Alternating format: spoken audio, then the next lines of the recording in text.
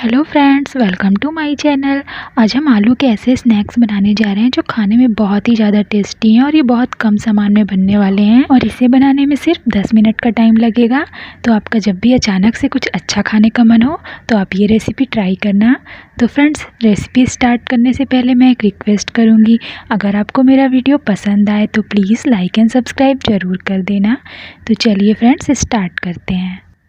मैंने यहाँ 3 बड़े साइज़ के आलू लिए हैं, जिसे छीलकर धो लिया है और उसे एक साफ़ कपड़े से पोंछ लिया है और अब हम इसे ग्रेट करेंगे। ये देखिए, हमारी एक आलू यहाँ ग्रेट हो चुकी है। इसे हम साइड कर देंगे और इसी तरह से हमें सारी आलू ग्रेट कर लेनी है। तो चलिए, अब मैं दूसरी आलू भी ग्रेट कर लेती हूँ।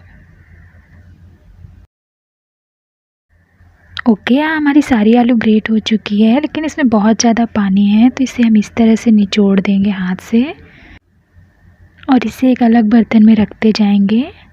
तो इस तरह से हमें सारे आलू निचोड़ लेने हैं। तो ये देखिए, ये अच्छी तरह से ड्राई हो चुका है और अब हम इसमें ऐड करेंगे 1 बड़ा चम्मच चीज़ भी मैंने ग्रेट किया हुआ है। ओके, अब हम इसमें ऐड करेंगे 2 बड़े चम्मच मैदा,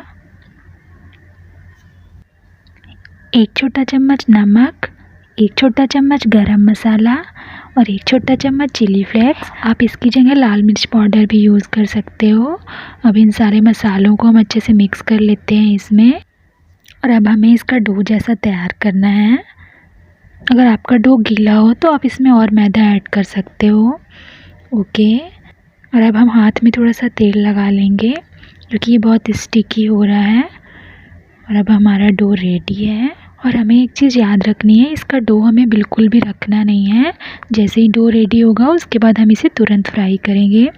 तो मैंने यहाँ हाथ में तेल लगा लिया है और थोड़ा सा डो ले लिया है। अब मैं इसकी बॉल बनाऊंगी और इसे प्रेस करके टिकिए का शेप दे दूंगी। आप इसे कोई भी शेप दे सकते हो। मैं यहाँ टिकिए का शेप दे रही हूँ।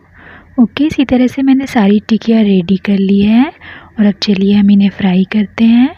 तो हमारा तेल गरम है। अब मैं एक एक करके सारी टिकिया इसमें डाल दूंगी।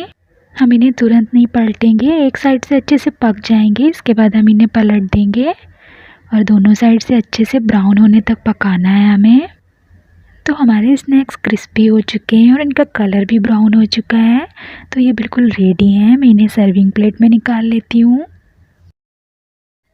फ्रेंड्स, आपने देखा कितने झटपट से बनने वाली है ये रेसिपी और उतनी ज़्यादा टेस्टी भी है। तो आप भी इसे एंजॉय करो और मुझे बताओ कैसी लगी आपको ये recipe. Thank you so much friends मेरे चैनल पे आने के लिए, और अगर मेरा वीडियो पसंद आया तो प्लीज़ लाइक एंड सब्सक्राइब कर दो। Thank you.